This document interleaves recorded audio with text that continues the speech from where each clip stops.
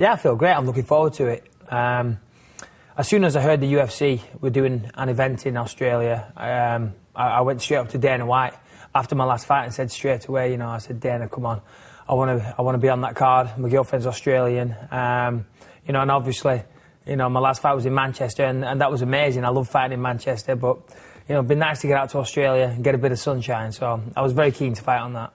So do you think there'll be a different dynamic to it over in Australia? Is there like a lot of support for UFC over there that you're aware of? Yeah, absolutely. The actual event sold out in 2 hours. So so I think that's testament to the fact. Well, it shows the support that the sport has and the UFC has over there. 2 hours, it's quite incredible. I get a lot of emails and things like that through my website. So, yeah, there's definitely a big market for the sport out there. OK. And your opponent, then, you've called him something of a hero for yourself. Explain that one to us. Well, I wouldn't say he's a hero, but, he's definitely a fighter that I look up to and I respect.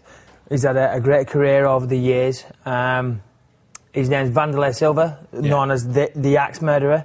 What can I say? He's fought a who's who of mixed martial arts. He was the Pride champion, which was a rival organisation to the UFC. He was the Pride champion for a long, long time. Known to be a vicious striker and a knockout artist. Very fearsome fighter. For me, this is a big test. But these are the type of fighters I want to face. I've said it for a long time. I want to fight the best guys out there. It's going to be a tough fight, but it's one I believe I can win.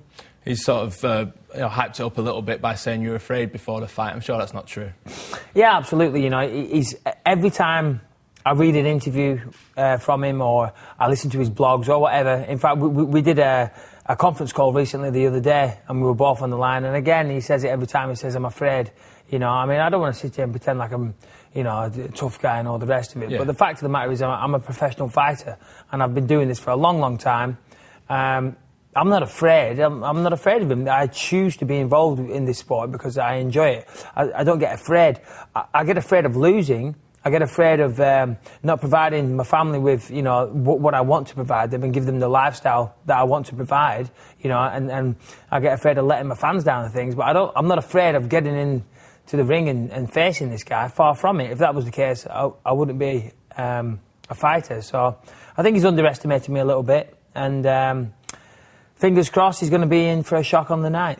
There's been some accusations as well that he might be a little bit past his best. I mean, do you believe that, or is that just something that you're not even bothered about? You're just facing him, and that's what it's about. Well, he's just lately he's lost. He's lost some of his last fights, and he. But you've got to look at the fighters that he's lost to. They are the best in the business that he's been losing to. His last fight was a split decision against Rich Franklin. It was a fantastic fight, very entertaining. He lost the fight, but it could have gone either way, So it was a close fight. Before that, he fought Rampage Jackson, Chuck Liddell. He's not been fighting no bums. You know what I mean? So I still class him as a very dangerous opponent. He's coming down to middleweight. He's coming down to my weight class for the first time. I think he's looking to reinvent himself at middleweight. So I'm expecting the most dangerous Wanderlei that there has been. So that's what I've got to prepare for, and that's what I'm ready for.